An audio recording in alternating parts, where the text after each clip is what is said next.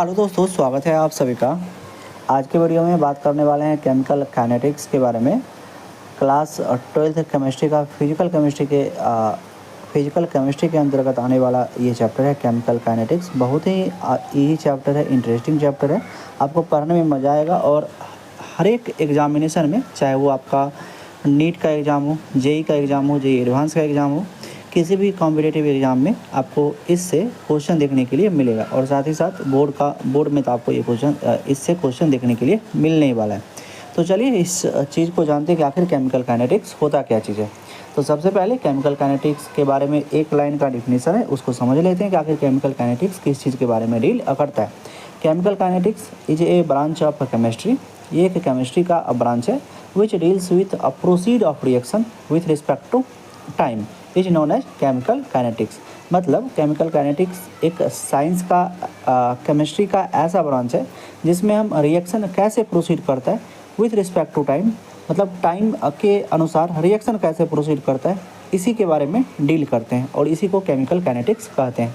आखिर बात आता है कि किस तरह का रिएक्शन हम इसमें डील करते हैं, किस तरह का रिएक्शन पढ़ते हैं, क्योंकि ये तो समझ में आता है कि हमें इसमें रिएक्शन के बारे में ही डील करना। मतलब ऐसा भी रिएक्शन नहीं पढ़ेंगे जो बहुत ही ज़्यादा फास्ट हो, जैसे कि आयोनिक रिएक्शन होता है और एसिड बेस मिल करके तुरंत सॉल्ट और वाटर का निर्माण कर देता है। तो न्यूट्रलाइजेशन रिएक्शन जिसको बोलते हैं, तो आयोनिक रिएक्शन जिसको बोलते हैं, मतलब जो बहुत फास्ट रिएक्शन होता है, उस रिएक्शन के बारे में यहाँ केमिकल काइनेटिक्स में डील नहीं करते हैं।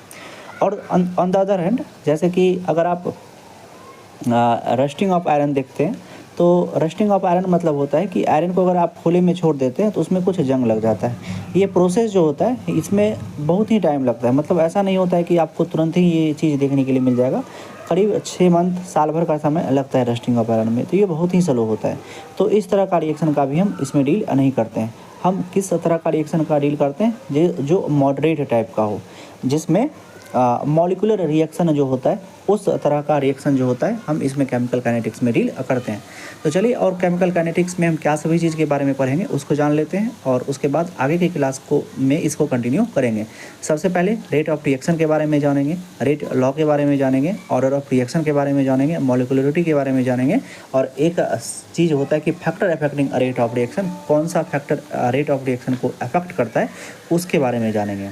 तो अभी जो सबसे फर्स्ट है कि केमिकल काइनेटिक्स में इस सभी चीज़ के बारे में पढ़ेंगे।